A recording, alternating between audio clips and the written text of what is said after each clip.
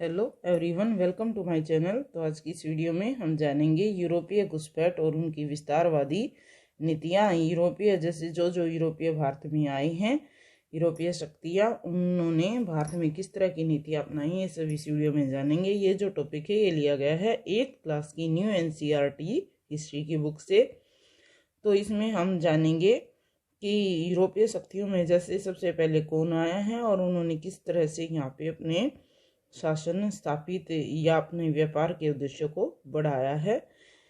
Start करते हैं आज की वीडियो। तो इसमें फर्स्ट क्वेश्चन, जैसे यूरोपीय देशों में भारतीय सामान की आपूर्ति किस मार्ग से की जाती थी? रास्ता होता था तो ये था लाल सागर और भूमध्य सागर के मार्ग से।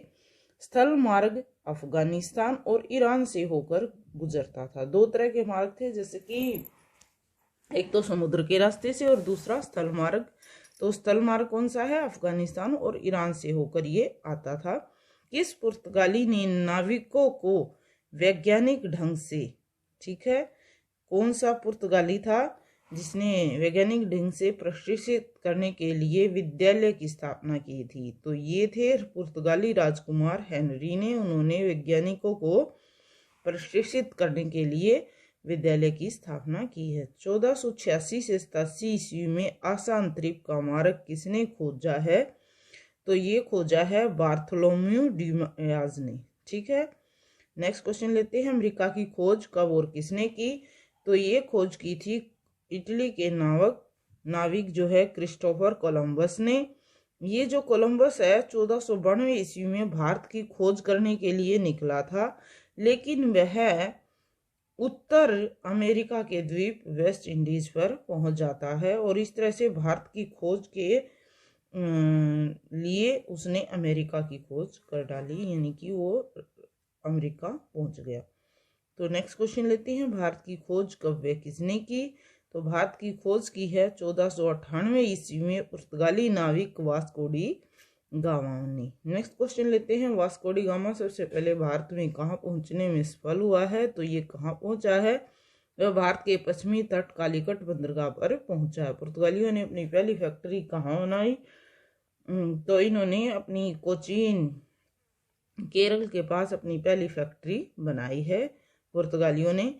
सबसे पहले यही शक्ति है जो भारत में आई है, पुर्तगालियों के किस गवर्नर के नेतृत्व में अपना विस्तार किया है? तो ये है अल्मोड़ा और अल्बुकर्क जो हैं गवर्नर, तो इनके नेतृत्व में इन्होंने अपना विस्तार किया है। गोवा पर पुर्तगालियों ने कब अधिकार किया? तो गोवा पर पुर्तगालियों ने 1510 ईस्वी में कब्जा करके उसे अपना प्रशासनिक केंद्र बना लिया है। पुर्तगालियों का पतन किस कारण हुआ है? तो जबरन धर्म परिवर्तन और भ्रष्ट आचरण के कारण शीघ्र ही वे पतन की ओर अग्रसर हुए हैं। ठीक है, किस कारण हुआ है? उनका धर्म परिवर्तन के कारण और भ्रष्ट आचरण के कारण पतन हुआ है। नेक्स्ट है, पुर्तगालियों के बाद कौन सी यूरोपीय शक्ति भारत में आई है? तो इसके बाद आई है डच।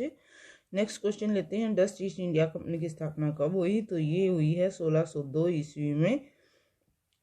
नेक्स्ट क्वेश्चन लेते हैं। पुर्तगाली समुद्री जहाज को किसने और कब लूटा?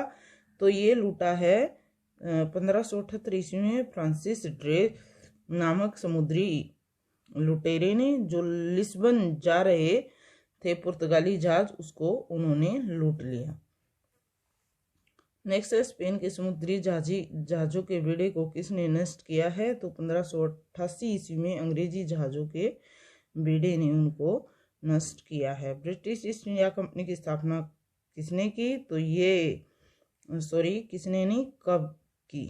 ठीक है, तो ये है 31 दिसंबर 1600 ईस्वी में हुई है ब्रिटिश ईस्ट इंडिया कंपनी की।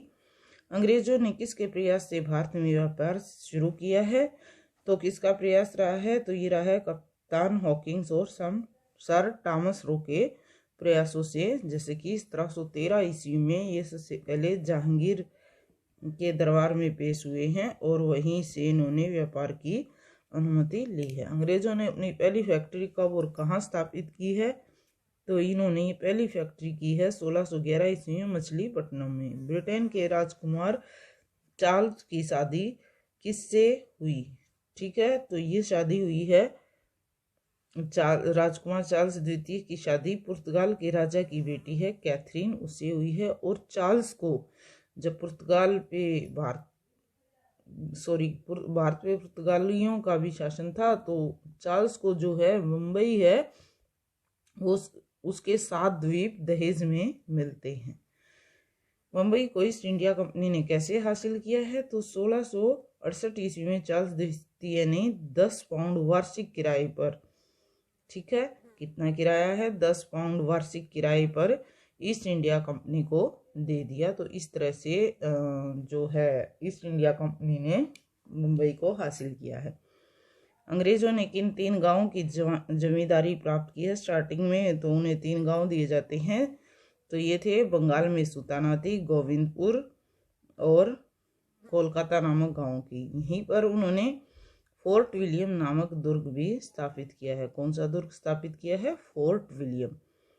ज्यादातर अंग्रेज बस्तियां भारत के किस तट पर स्थित होने के परिणाम मिलते हैं, तो ये मिलते हैं हमें भारत के बंगाल और उड़ीसा के तटों पर।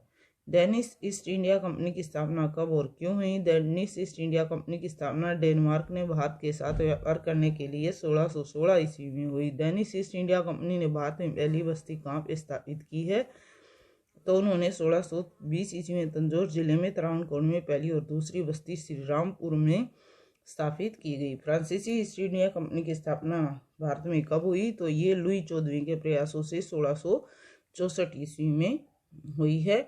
फ्रांसीसी कंपनी ने सूरत और मछलीपट्टनम में अपनी फैक्ट्री कब स्थापित की, तो 1668 ईस्वी में सूरत में और 1669 ईस्वी में मछलीपट्टनम में अपनी फैक्ट्री स्थापित की है। फ्रांसीसी कंपनी ने भारत में किन स्थानों पर अपना आधिपत्य जमाया है, तो उन्होंने माही, ठीक है, चंद्रनगर, पांडिचेरी में अपना अस्तित्व या अपना आधिपत्य जमाया। सबसे पहले भारत छोड़कर जाने वाली कौन सी यूरोपीय शक्ति थी, तो ये थी 1845 में डेनिश जो हैं वो भारत छोड़ के चले गए थे। सारी बस्तियों को अंग्रेजों को भेजकर यहाँ से चले गए। यहाँ के व्यापार में उन्हें अच्छा महसूस नहीं हुआ और वो यहाँ से चले जाते हैं। तो इस तरह से सबसे पहले भारत में जैसे कौन आए? पुर्तगाली, ठीक है। फिर हमने जाना डच, फ्रांसीसी सबसे लास्ट में आते हैं और सेकंड नंबर पे अंग्रेज। So if you like my video, please share and subscribe my channel. Thanks for watching the video.